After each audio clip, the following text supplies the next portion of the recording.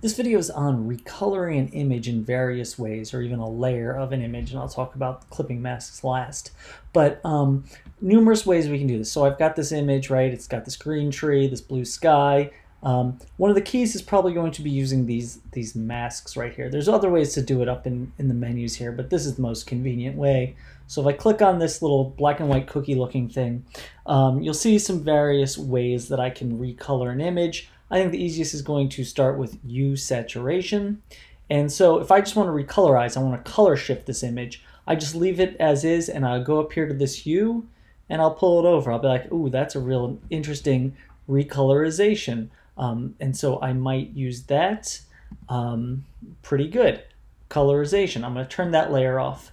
Other things that we could do, we might want to do before we start recoloring is click on this and go to hue saturation. And let's actually bring this down to 0.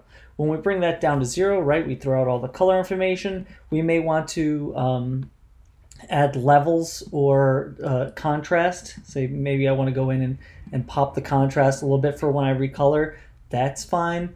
And then once again, come up to here, go to, well, there's a bunch of ways. Let's first do solid color. So here's a solid color. Obviously, I don't want white. I'm just going to go ahead and pick a color here. Now, obviously, it's filled this with a solid color. How do I change it? There's the layer blending modes where I can just play with these. Which do I like with going through my colors? And so that one looks pretty good, the soft light. That's one way to do it.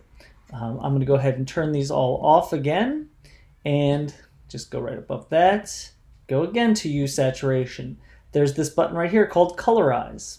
So this colorization can make a monotone for me. So that means it's only going to be the one color I pick here. I could play with the saturation, the lightness, right? We'll probably want to leave that right around in the 0 mode, but I can go ahead and recolor this.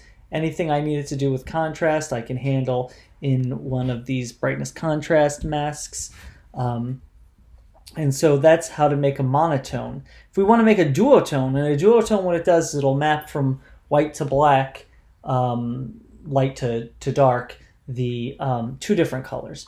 And we do that one with something called a gradient map. And so now the gradient map gives us right here, just right now has the black and white gradient. So I want to change, so all I did was I double clicked right there. And now I'll grab this one and I double clicked and I'll make the darks that, and this one maybe I'll make it green, right? And so now you see what's happening here. We have, obviously you'd want to pick better colors. I was just randomly picking colors. You can also slide this to where the changeover occurs. Whoops, I didn't mean to do that. Stop. Let me just grab that. There we go. All right, and so we can change how it maps these colors on. That's called a duotone.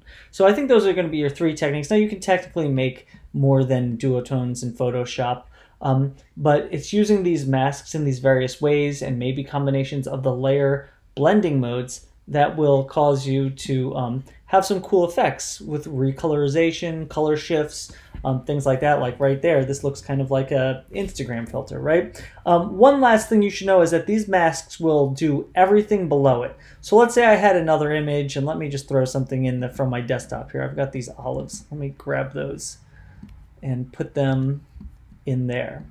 So now if they're in the layers palette below all of these, they're getting affected by this stuff here. If they're above, they won't get affected. But what happens is sometimes you want it to be affected, but not the thing below. So let me go ahead and add something to this so we can see that in action. I'm going to go to this and I'm going to just change it to posterize. See, posterize is something, just so we could see that we're not going to posterize. If I want this mask to only attach to these olives, what you can do is you can, in this little hamburger menu here, click that and look for something called a clipping mask right here, create clipping mask. And so now notice you get this little arrow that points there. And so now we only have that posterization happening on that particular layers. There's actually a quick way to do it is if you mouse over kind of between let me hit Command Z here so that we don't have that clipping mask on. If I hold down Command and Option, And notice when I put my mouse right between the two layers, it gets this symbol, and I click it, that creates a clipping mask as well. So those are the quick ways to do it. And so you see here, creating different color effects is really easy just using these layer masks.